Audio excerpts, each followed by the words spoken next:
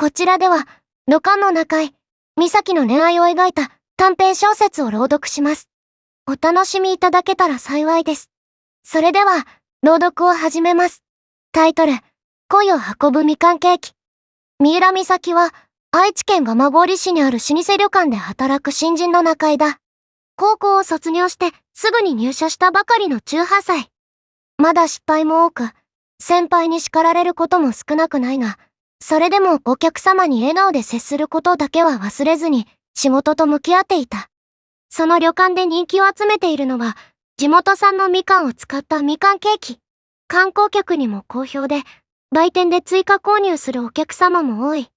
ケーキを届けてくれるのは、地元の小さな洋菓子店だった。毎週のように配達にやってくるのは、若きパティシエ、立花健太。まだ20代前半ながら、菓子製造の主任を務める。真面目で少し不器用そうなところがあるけれど、彼の笑顔はどこか温かく、気づけば美咲の胸を少しずつ締めていた。三浦さん、今日は新しい試作品もあります。お時間あれば、味を見てもらえますか？いいんですか？ありがとうございます。包みを受け取るだけで、頬がとっと熱を帯びる。しかしそこから先、何を言えばいいのかわからず、ぎこちない笑顔を返すのが精一杯。そんな美咲の様子を、同僚の先輩たちは見逃さなかった。美咲ちゃん、あんたあのパティシエさん気になってるんでしょ？ほらほら、誘ってみなよ。ラグーナとか一緒に行けば？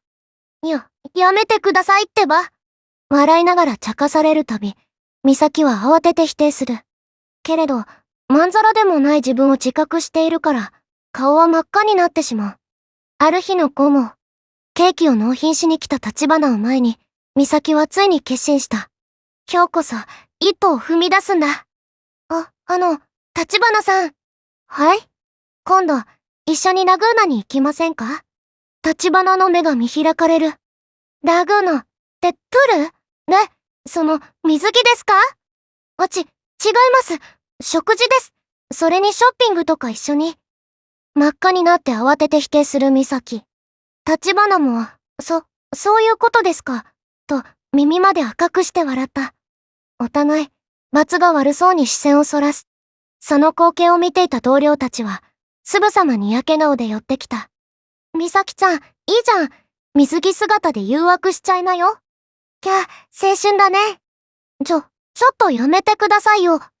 美咲は両手で顔を覆い、ますます赤面するしかなかった。初めてのデートの日。二人はラグーナ蒲郡のレストランで食事をし、イルミネーションを眺めながら土産物店を見て回った。三浦さん、こうして一緒にいると、なんだか旅館で会う時より自然ですね。そうですか？はい。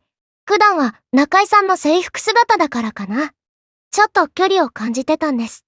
仕事中だし、話しかけては迷惑かなって。でも今日の三浦さんは、本当に楽しそうで自然な感じで、見ててこっちまで嬉しくなります。立花の言葉に、美咲の心臓は跳ねた。やっぱり、誘ってよかった。別れには、緊張しながらもまたお会いできますかと尋ねると、立花が少し照れたように。もちろんです。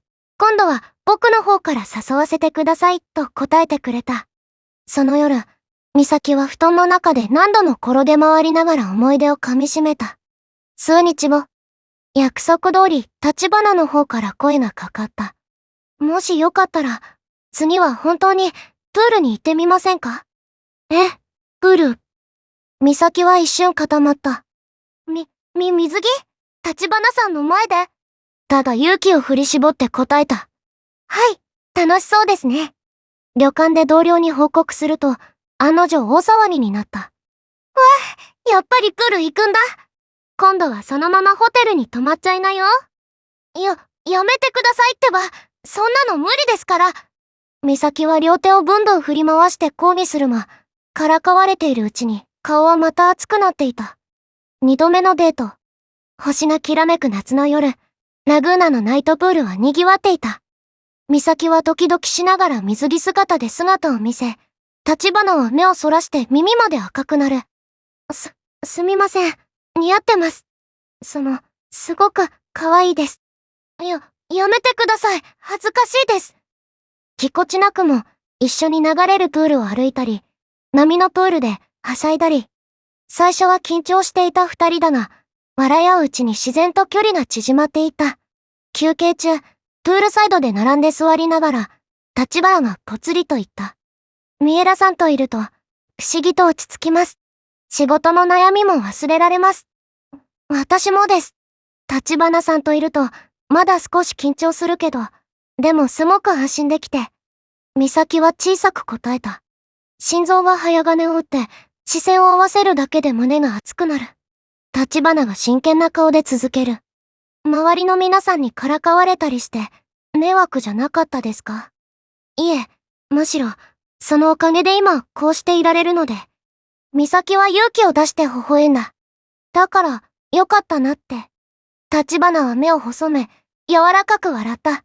じゃあ、これはもう、周りに流されたんじゃなくて、僕たちの意志ってことで。はい。そっと差し出された立花の手に、美咲は自分の手を重ねた。指先が触れた瞬間、胸の奥まで熱が広がっていく。立花が小声で続ける。本当は、三浦さんの水着姿を見られて嬉しい反面、誰にも見せたくないって思いました。独り占めしたいくらいです。美咲は一瞬言葉を失い、耳まで真っ赤に染まった。心臓が跳ねる音が、夜の水面にまで響いてしまいそうだった。そんなこと。恥ずかしさにうつむいたまま、それでも立花の指を強く握り返していた。プールサイドに灯るイルミネーションが揺らめき、二人の影を優しく包み込んでいた。さて、今お聞きいただいたのは短編小説「恋を運ぶみかんケーキ」の朗読でした。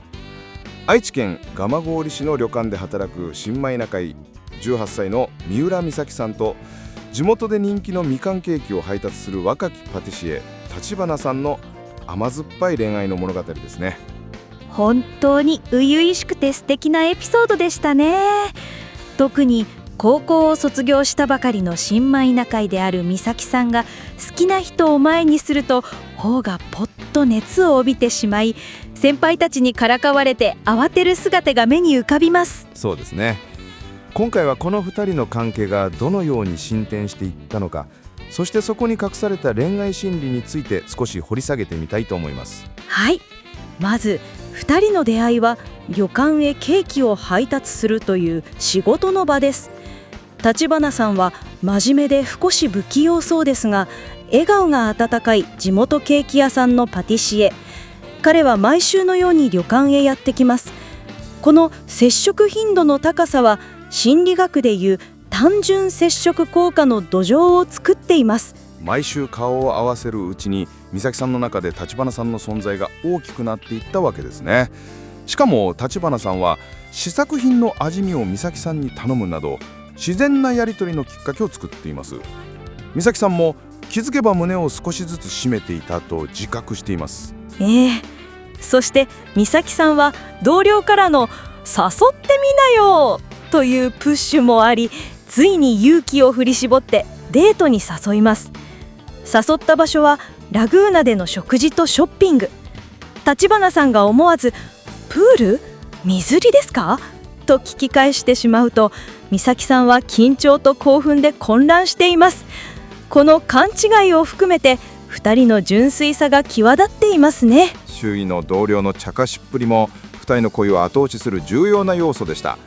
美咲さんはやめてくださいってばと否定しながらも、まんざらでもない自分を自覚し、顔を真っ赤にしていました。心理学では社会的証明の原理というものがあります。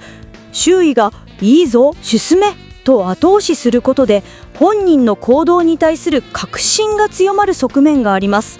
彼女たちの先輩たちはまさにキューピッド役として機能しています。そして初めてのデート、2人はラグーナ蒲郡で食事をし、イルミネーションを眺めます。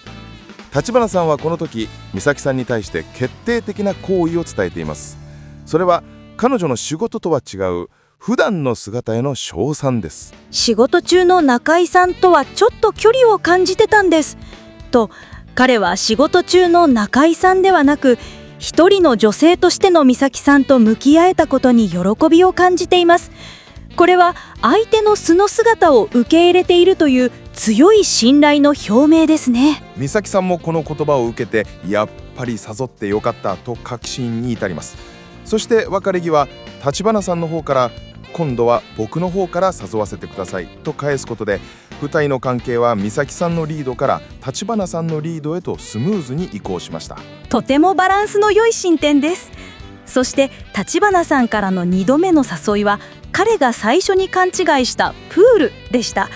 美咲さんは水着と戸惑いますが、勇気を振り絞って受け入れます。2度目のデート、ラグーナのナイトプール。